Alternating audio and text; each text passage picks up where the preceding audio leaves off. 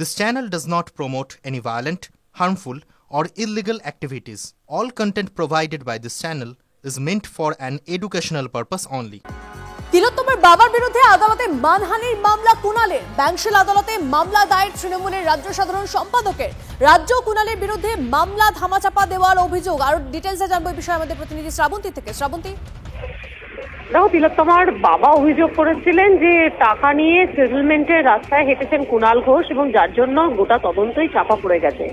এই ধরনের বিষয় তিনি সংবাদপত্রে পড়েছেন বলে অভিযোগ করেন কুণাল ঘোষ। প্রথমে তিনি আইনি নোটিশ পাঠান এবং তারপর আজকের ব্যাংশাল কোর্টে মামলা দায়ের করেন। মানহানির মামলা দায়ের করেছেন কুণাল ঘোষ। তার বক্তব্য যে তদন্তে তার কি প্রভাব পড়বে, সেটা কিভাবে তিনি সেটেল করবেন। একই সঙ্গে তার বক্তব্য এইভাবে তার সম্মানহানি করা হচ্ছে, তার জন্য তিনি ব্যাংশাল আদালতের দ্বারস্থ হয়েছেন। বেশ, ধন্যবাদ শ্রাবন্তী। আরো একবার জানিয়ে রাখি, তিলোত্তমার বাবার বিরুদ্ধে আদালতে মানহানি মামলার কুণালে। ব্যাংশাল আদালতে মামলা দায়ের তৃণমূল রাজ্য সাধারণ সম্পাদকের।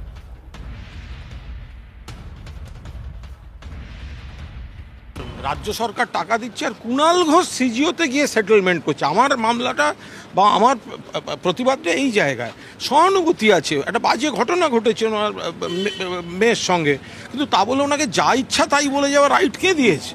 এটা ওনাকে কাঁধে বন্দুক রেখে ওনার আবেগের সুযোগ নিয়ে কেউ না কেউ তো এসব করাচ্ছে।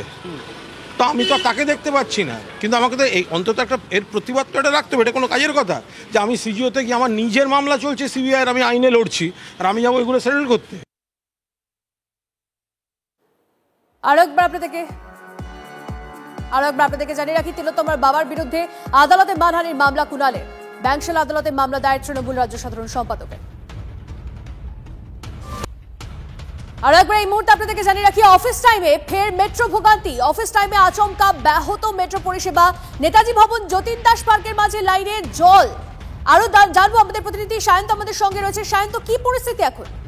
দেখো, Chandni Chowk central metro station park স্ট্রিটের পর এবার নেতাজি ভবন থেকে যতীন দাস পার্কের মাঝে লাইনের মধ্যে প্রবেশ করে গেল জল। অর্থাৎ লাইনের মধ্যে জল দাঁড়িয়ে যাওয়ায় মেট্রো পরিষেবা সম্পূর্ণ বিঘ্নিত হয়েছে বলে মেট্রো সূত্রে খবর।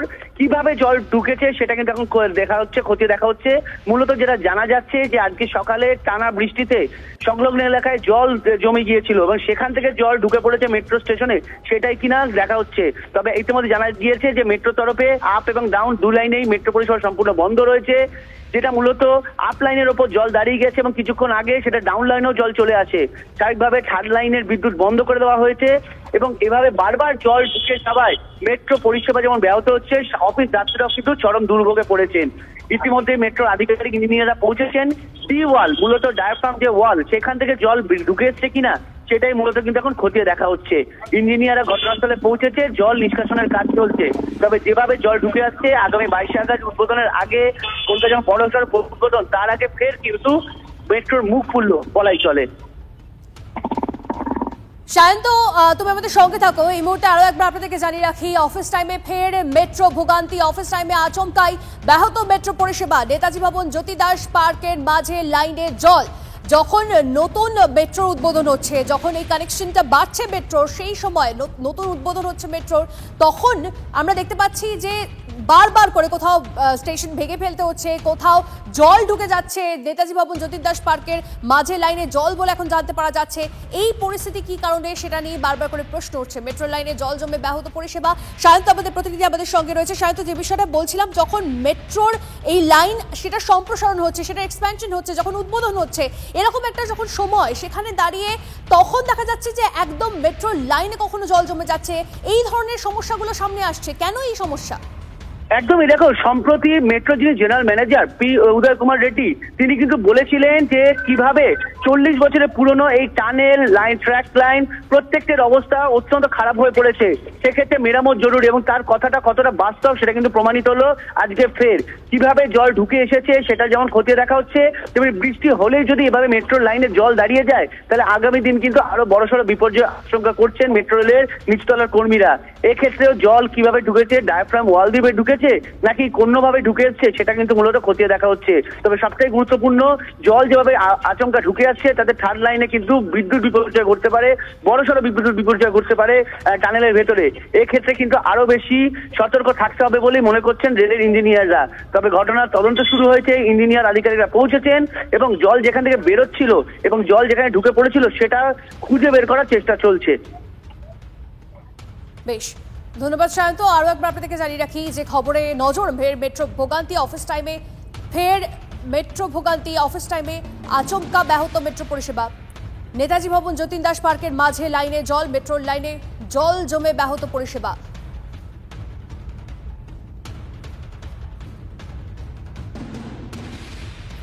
স্ট্রাকচারাল ইঞ্জিনিয়ার পার্থপ্রতিম বিশ্বাস এই মুহূর্তে আমাদের সঙ্গে রয়েছেন। আপনার থেকে যে বিষয়টা জানার সেটা হচ্ছে যে বারবার করে মেট্রোয় আমরা দেখতে পাচ্ছি বিভিন্ন ধরনের সমস্যা দেখা দিচ্ছে। মেট্রো পরিষেবা ফের ব্যাহত কারণ নেতাজি ভবন যতীন দাস পার্কের মাঝের লাইনে জল। কেন এত সমস্যার সৃষ্টি হচ্ছে, আপনার কি মনে হয়, কোথায় গাফিলতিটা? দেখুন, প্রথমত মেট্রোর আয়ু কলকাতা শহরে প্রায় 40 বছর অতিক্রান্ত হতে চললো এবং যে স্ট্রেচটা আপনারা আজকে আলোচনা করছেন কার্যত সেটা একেবারে নর্থ সাউথ মেট্রোর প্রথম দিকে প্রায় 40 বছর আগে তৈরি হয়েছে।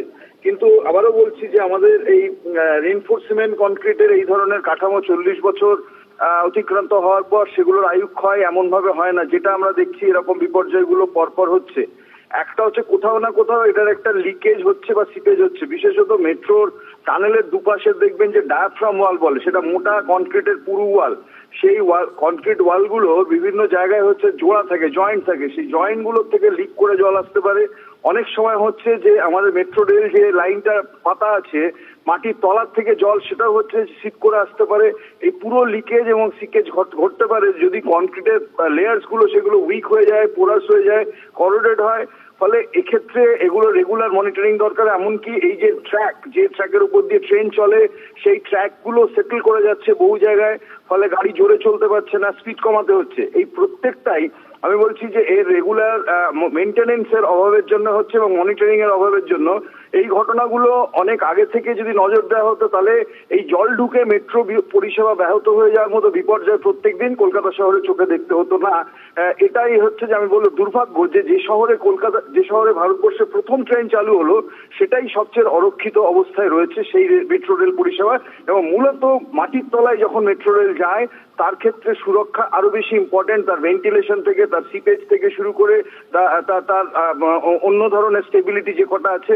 ফলে এখানে দাঁড়িয়ে আমি আবার বলছি যে কলকাতা মেট্রোর এই যে বারবার জল জমে যাওয়া, জল ঢুকে যাওয়া, এই সিপ করছে যে জায়গা থেকে জল, সেটা যদি না আটকাতে পারে, এবং আটকানোর উপায় আছে, এরকম নয় যেগুলো কোনো রকেট সায়েন্সের প্রয়োজন আছে, কিন্তু সেটাও যদি ঠিক সময় না করা যায় মুশকিল বাড়ে। বোঝা যাচ্ছে। আপনার বক্তব্য স্পষ্ট, অনেক ধন্যবাদ আমাদের সঙ্গে কথা বলার জন্য।